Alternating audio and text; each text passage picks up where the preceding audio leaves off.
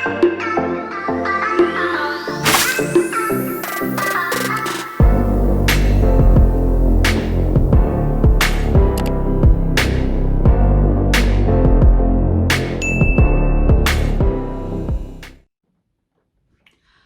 everybody, it's me Gemma again, and today I am doing a couple of tag videos, and this one is the 20 questions book tag, which I got from paperfury.com, which is a book blog. I will link it below.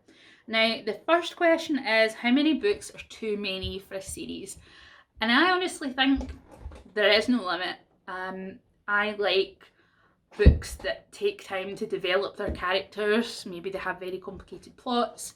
I would much rather that the book series went on than it just tried to cram everything into one book. You know, I feel like books like The Priory of the Orange Tree, where they do everything in one book and they do it well, are sort of unusual. I feel like a lot of books, I actually read a trilogy and I think to myself, I could have actually done with more story. I felt that way about the Grishaverse actually.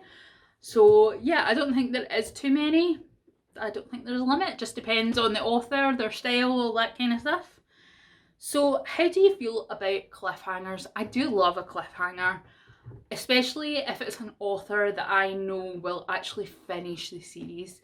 If it's an author like Claire Legrand, who just left me on a massive cliffhanger at the end of Kingsbane, I know that Lightbringer's on its way in October. I don't have too long to wait, so I'm not actually upset about there being a major cliffhanger. However, there are authors like, say, George R.R. Martin, who left on a cliffhanger like 7 years ago and has not brought the next book out since. And I feel like it's never coming. But I don't know, spoilers here, but like the last book actually leaves on Jon Snow being killed at the end of the last book, which feels like it happened forever ago in the TV series. So yeah, it depends on the author, I would say. Hardback or paperback? I prefer a paperback for comfort reasons, but sometimes I just really can't wait for a book to come out. Like Harrow and the Ninth came out today.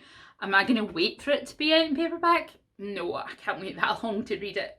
And sometimes there are really gorgeous hardbacks, but to be honest, for comfort reasons, I prefer a paperback. And then my favourite book. Now, I have favourites in different genres. One of my favourite of all time is Beyond Black by Hilary Mantel, which is a literary fiction genre book where the main character Alison is a psychic and she has really terrible sort of psychic familiars and loads of stuff happens to her. I'm not going to spoil too much, but I love Beyond Black. I love the character of Alison, and it was the first time I ever read really outside of fantasy and sci-fi and really enjoyed the book, so make of that what you will. In high fantasy, adult fantasy, my favourite book remains The Wheel of Time, The Eye of the World being the first one. It is one of my favourites. I also love number 3, The Dragon Reborn, an awful lot, but they are my favourite high fantasy books. And then in sort of YA fantasy, I love Soulkill Girls by Claire Legrand. And yeah, those are my favourites, but I read new good books all the time, every year, so a new favourite can always come along. So least favourite book, I'm going to go with a least favourite author because I read a couple of his books earlier on in the year. I don't know why I put myself through more than one, but it's a guy called John Athan, and he writes like Kindle Unlimited horrors, and I just like, they just felt really exploitive to me. There was a lot of like child abuse, a lot of sexual assault. It was like Hostel, but worse. It was just really awful, and I would say stay away from them a million miles. Like, I don't know who the people are that really liked it, but I don't think I'd want to be stuck with them in a dark alley. So then we have number 6, love triangles, yes or no? No, generally. I don't really like a love triangle. I especially don't like a love triangle where it's like childhood friend, new guy, girl, blah blah blah. I just think they're overdone and I would rather see something else. Of course, that only really goes for like straight white love triangles. As with any trope, if they're being done by a marginalised group, then they're not overdone in that instance, you know? Number 7, the most recent book you couldn't finish. I usually finish pretty much everything. I don't think there's been anything the last little while that I haven't finished. There's a book that I've put down for a while, and that's Ruth Goodman's The Domestic Revolution, but that's only because it's quite dry, because it's about ovens, you know, so I will finish it eventually. I'm just not in the mood for it right now.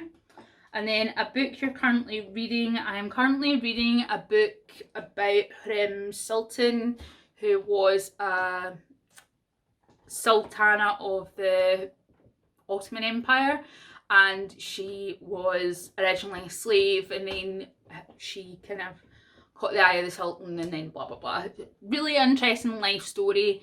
It's a really good book so far. I think I've got about like 20% left, and then I will move on to what I've got to read next. And next on the list is going to be, I believe, The City We Became by N.K. Jemisin. Last book you recommended to someone. Now, with every fibre of my being, I recommend the Inheritance trilogy by N.K. Jemisin. The first book, The 100,000 Kingdoms, actually blew my mind. I know loads of people recommend the Broken Earth trilogy. I've not read that yet. I'm sure it's going to be awesome. But the 100,000 Kingdoms is just, it's so good. I just recommend it to everyone, honestly. And then, oldest book you've read by publication date? Probably Dracula? No, it would be like one of the Austens or the Brontes, some of that time. I'm not really very good at reading classics. Like, I like gothic classics. I like Jane Eyre, Frankenstein, Dracula, those kind of things. Edgar Allan Poe, but I'm not that big on like your Charles Dickens and all that kind of stuff. One, I'm put off by Charles Dickens because he was an absolute arsehole, and two, I just find his books go on and on and on and on. So yeah. Does the Bible count? I've read the Bible. No, it's Marcus Aurelius Meditations. I have read that and it is good. Also Shakespeare. See, it comes back to you once you think of it. Favourite author? I have quite a few. One is Claire Legrand, who I have read so many of her books recently and loved them. Robert Jordan, God rest his soul. Who else? Looking back at my bookshelves, John Connolly. Those are my favourite authors. And buying books or borrowing books, at this point I buy more than I borrow, and that is mainly because libraries near me just don't get in a lot of things that I like to read. They don't get in the sort of latest YA, they don't get in the latest kind of fantasy, and yeah, I'm too impatient to wait for libraries to have things. So as long as I can afford buying them, I will. So, a book you dislike that everyone seems to love. Everything by Cassie Clare. Boom boom. And I've said this before, but I was on the internet when she was originally writing the Draco trilogy, and I was on mailing lists with her, and she was rude as fuck. So I've never really let go of that because I'm actually quite petty.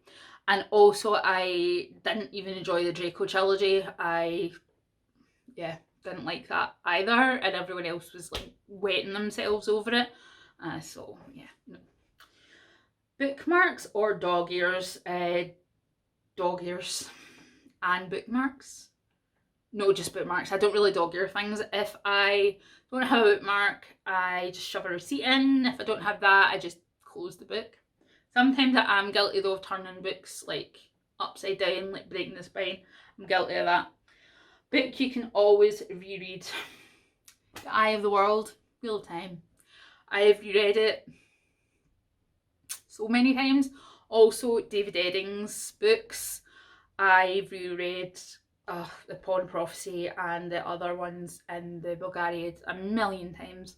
I could probably tell the story myself without looking at the books. I could tell you where they go, who they meet, things that happen. I honestly don't need to even read them. I know the whole story off by heart. And I think they are really good for just starting out in fantasy. Although, like I've said before, they do have their own set of problems. Can you read while listening to music? I can read while watching telly. I have quite a few ADHD traits, so much so that the psychiatrist is like, we'll need to look into that. And I love having like 3 things going on at once. Like, I love having that amount of mental stimulation. Does it mean that everything gets done to the best of my ability? No, not all the time, but it's how I can relax best. One point of view or multiple, I don't mind. I like both. Wheel of Time is a massive epic from the point of view of like 20 million different characters. Game of Thrones is from loads of characters' point of views. Lord of the Rings is from loads of point of views. But at the same time, I like an in-depth point of view from one character. So I don't really have any preference. Do you read a book in one sitting or over multiple days? Depends how long the book is. Like, I can read like a romance novel or something. Like one of the Tessa Dare romances, it takes me like an hour and a half to read it. Doesn't take me that long at all. I can read those in the bath, do you know what I mean?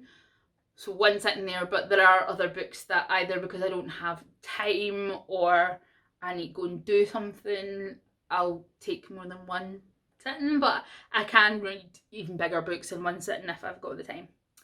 Who do you tag? Let's see, I'm going to tag Pene from the Paperback Cat. I'm going to tag Gaia Athena, and I'm going to tag Sydney from Sydney Stories, and I will link them below. So yeah, this is like the first time that I've filmed in the past little while that I've actually thought I like look alright, so I'm gonna film another couple of videos while my hair is doing something that I want it to do, and then I don't look at it on the computer later and think, why did you do that? What? So anyway, stay safe, wear a mask, don't go out if you don't have to. Take care. Bye.